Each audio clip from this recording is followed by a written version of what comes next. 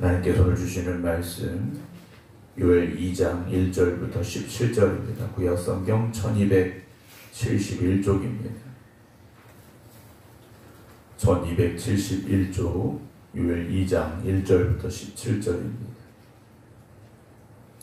시온에서 나팔을 불며 나의 거룩한 산에서 경고의 소리를 질러 이 땅 주민들로 다 떨게 할지니 이는 여호와의 날이 이르게 됨이니라. 이제 임박하였으니 곧 어둡고 캄캄한 날이요 짙은 구름이 덮인 날이라. 새벽빛이 산 꼭대기에 덮인 것과 같으니 이는 많고 강한 백성이 이르렀음이라. 이와 같은 것이 옛날에도 없었고 이후에도 대대에 없으리로다. 불이 그들의 앞을 사르며 불꽃이 그들의 뒤를 태우니 그들의 예전의 땅은 에덴 동산 같았으나 그들의 나중 땅은 황폐한 들 같으니 그것을 피한 자가 없도다. 그의 모양은 말 같고 그 달리는 것은 기병 같으며 그들이 산 꼭대기에서 뛰는 소리는 병거 소리와도 같고 불꽃이 건물을 사르는 소리와도 같으며 강한 군사가 줄을 버리고 싸우는 것 같으니 그 앞에서 백성들이 질리고 무리의 낯빛이 하얘졌도다. 그들이 용사같이 달리며 무사같이 성을 기어 오르며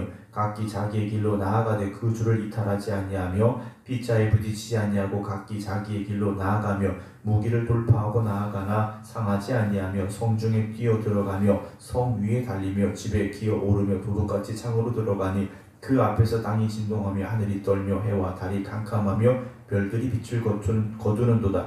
여호와께서 그의 군대 앞에 소리를 지르시고 그의 진영은 심히 크고 그의 명령을 행하는 자는 강하니 여호와의 날이 크고 심히 두렵도다. 당할 자가 누구이랴. 여호와의 말씀에 너희는 이제라도 금식하고 울며 애통하고 마음을 다하여 내게로 돌아오라 하셨나니 너희는 옷을 찢지 말고 마음을 찢고 너희 하나님 여호와께로 돌아올지어다. 그는 은혜로우시며 자비로우시며 노하기를 더디하시며 인애가 크시다. 뜻을 돌이켜 재앙을 내리지 아니하시나니 주께서 혹시 마음과 뜻을 돌이키시고 그 뒤에 복을 내리사 너희 하나님 여호와께 소제와 전제를 드리게 하지 아니하실는지 누가 알겠느냐. 너희는 시온에서 나팔을 불어 거룩한 금식일을 정하고 성회를 소집하라. 백성을 모아 그 모임을 거룩하게 하고 장로들을 모으며 어린이와 젖 먹는 자를 모으며 신랑을 그 방에서 나오게 하며 신부도 그 신방에서 나오게 하고 여호와를 섬기는 제사장들은 양실과 제단 사이에서 울며 이르기를 여호와여 주의 백성을 불쌍히 여기소서. 주의 기업을 욕되게 하여 나라들로 그들을 관할하지 못하게 하옵소서. 어찌하여 이방인으로 그들의 하나님이 어디 있느냐 말하게 하겠나이까 할지어다. 아멘. 할렐루야. 이제 계속해서 하나님께서 이스라엘 백성들을 향한 심판이 임하게 될 것이다 라는 말씀을 요엘 선지자를 통해서 주고 계시는데 그걸 한마디로 표현하면 여호와의 날이라고 말씀을 드렸습니다. 이스라엘 백성들에게 있어서 여호와의 날은 구원의 날입니다. 은혜의 날입니다. 그런데 요엘서에서는 심판의 날로 쓰여지고 있음을 보게 됩니다. 우리가 하나님은 누구 편이냐? 당연히 우리 편이시겠죠. 그러나 이것이요 우리가 하나님의 기쁨이 되어지고 하나님의 자녀다운 삶을 살아갈 때 하나님께서 우리 편에 서시는 것이지, 우리가 하나님을 대적하고 하나님의 말씀에 불순종한다면, 우리가 하나님 앞에서 뒤돌아선다면 그때도 하나님이 우리 편일까? 아니다라는 것을 우리는 알아야 됩니다. 물론 그때라도 우리가 회개하고 돌이키면 하나님은 우리 편이 되어주십니다 라는 말씀을 오늘도 함께 나누게 됩니다만, 우리가 하나님 편에 서야 되는 거죠. 하나님 앞에 나아가야 되는 겁니다. 하나님을 바라보아야 된다는 것이죠. 오늘 1절 보면 시온에서 나팔을 불며 나의 거룩한 산에서 경고의 소리를 질러 이 땅 주민들로 다 떨게 할지니 이는 여호와의 날이 이르게 됩니다 라고 말씀하십니다. 나팔을 불며 경고하라 그랬습니다.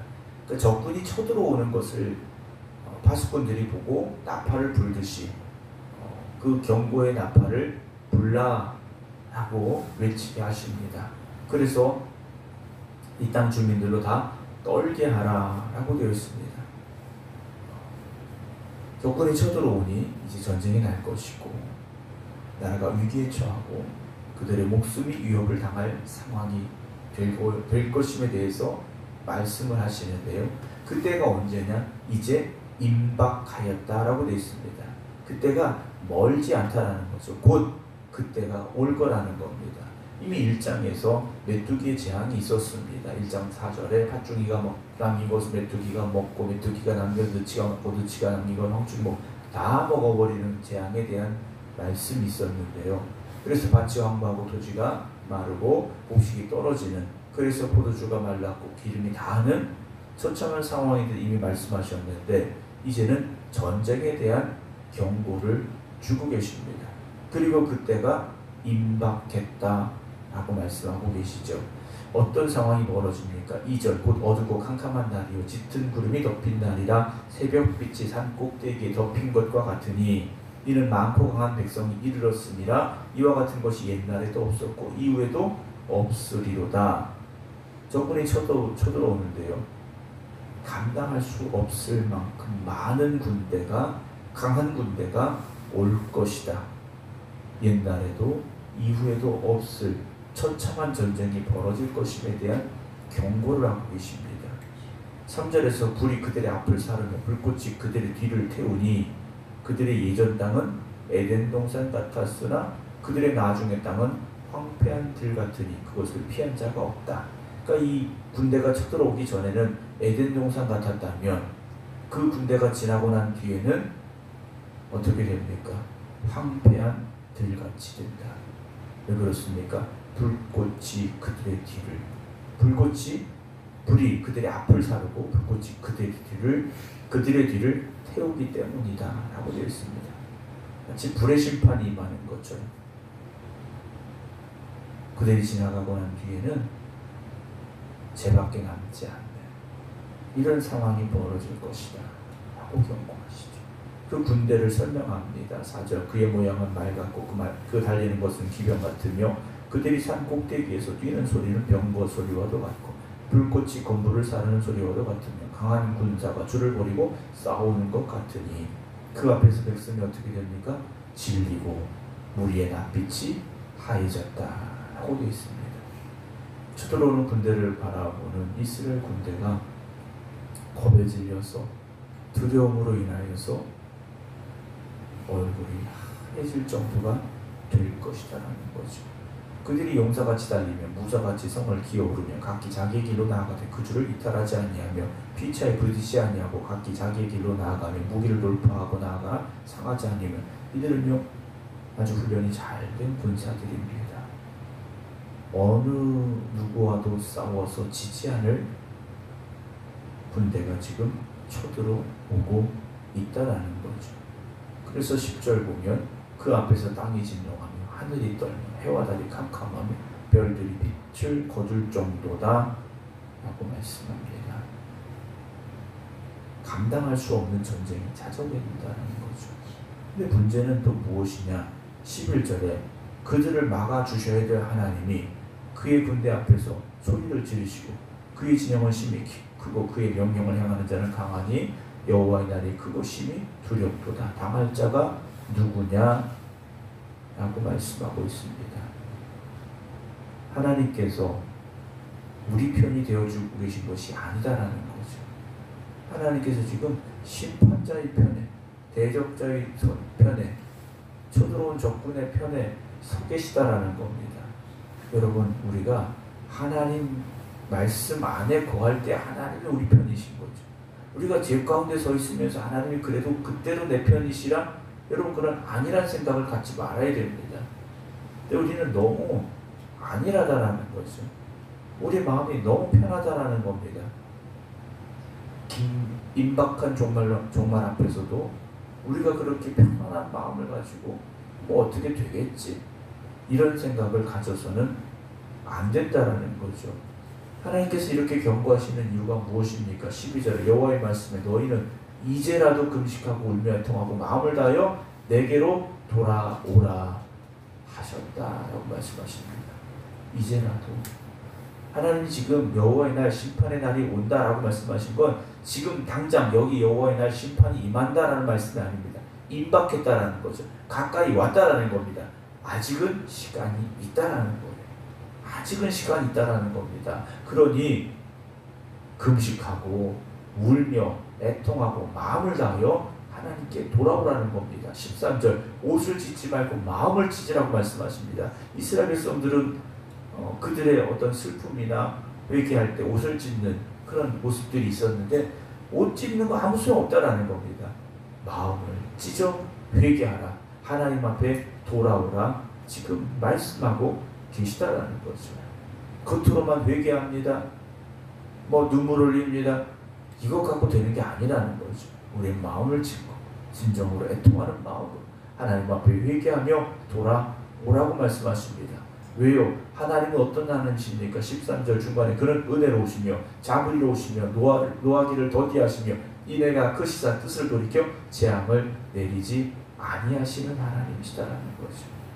마지막 때라도 우리가 돌아온다면 하나님께서 그 뜻을 거두시겠다라고 요일선지를 통하여 말씀해주고 계시다라는 겁니다.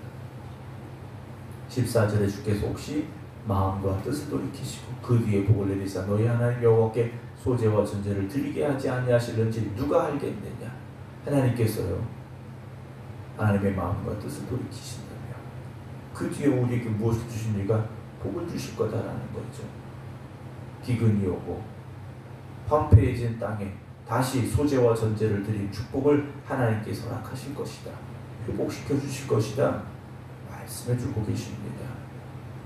15절 너희는 시온의 나팔을 불어 거룩한 금시기를 정하고 성회를 소집하라. 백성을 모아 그 모임을 거룩하게 하고 장로들을 모으며 어린이와 적먹은 자를 모으며 신랑을 그 방에 나오게 하며 신부도 그 신방에서 나오게 하고 여호와를 섬기는 제사장들은 낭실과 제단 사이에서 울며 이르기를 여호와여 주의 백성을 불쌍히 여기소서.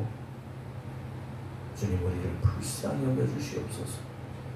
눈물로 회개하기를 하나님은 말씀하고 계시다. 요일선자는 외치고 있습니다.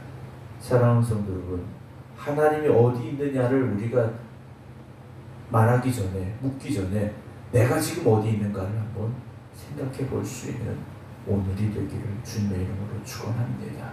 하나님은 우리가 하나님 앞에 나오기를 기다리고 계십니다. 하나님 앞에 눈물로 회개하며 기도하기를 하나님은요 바라고 계시다는 것.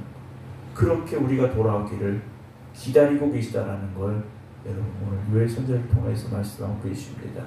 오늘도 하나님 앞에 나아갈 시간을 주셨습니다. 회개할 시간을 주셨고 다시 하나님 앞에 충성할 시간을 주셨습니다.